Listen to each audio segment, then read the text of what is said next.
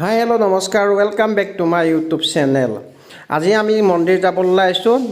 মই য'ত ভাড়া থাকোঁ তাতে দাদা আৰু বৌহঁতে লগ লৈছে মন্দিৰ যাবৰ কাৰণে সৰভোগত গৰখীয়া মন্দিৰ। বলক গৰখীয়া মন্দিৰত লগ পাম। এনেকৈ ধৰি থাকিলে হ'ল।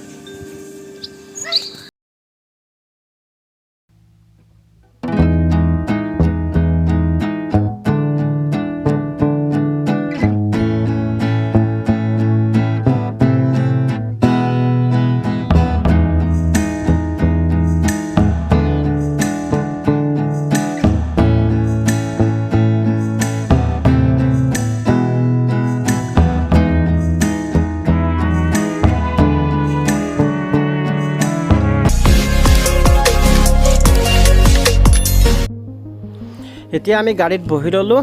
দাদাই গাড়ী চলাই আছে আৰু মই বহি আছোঁ আগফালে। বৌহঁত আৰু এজন দাদা পিছফালে বহি আছে। লগত আছে আমাৰ এটা টিকলু দুষ্ট ল'ৰা হৈছে, সি বহুত বিভান। সি য'লৈকে নাযাওঁ সি মোৰ লগ ধৰি প্ৰায়। বলক মন্দিৰত গোটেইখিনি প্ৰথমবাৰ আহিছোঁ গৰখীয়া মন্দিৰ চাবৰ কাৰণে। এবাৰ আমি গুৱাহাটীত থাকোঁতে জেঠাইহঁত আহিছিলে, তেতিয়া শুনিছিলোঁ আৰু খুৰা এজনো আছিলে লগতে।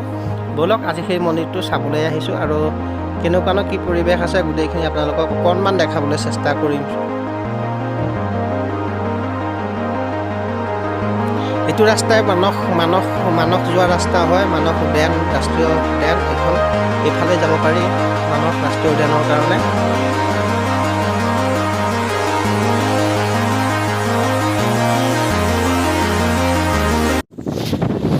এয়া আমি পাই গ'লোহি মন্দিৰৰ প্ৰথম তোৰণ, এইখন প্ৰথম গেট।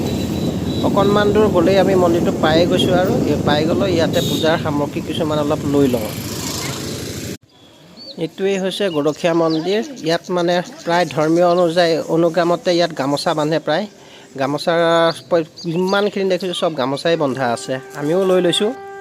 এইফালে বৌৱে গামোচা বান্ধিছে আৰু দাদাই ফটো উঠাই আছে আৰু ময়ো বান্ধিব লৈছোঁ। দাদাক কৈছোঁ অকণমান মোবাইলটো ধৰি দিয়ক, সৰুকৈ ভিডিঅ' এটা উলিয়াই দিম। এইফালে সেইটো বিভান আহি গৈছে দুষ্ট। এতিয়া মই বৰ্তমান বান্ধিব লৈছোঁ। দাদাই অকণমান ভিডিঅ' কৰি দিছে। এটা স্মৃতি হিচাপে ৰাখি থৈছোঁ যে মন্দিৰত আহিছিলোঁ বহুত দিনৰ মূৰত। এই মন্দিৰটো এবাৰ চাবলৈ দৰ্শন হ'ল।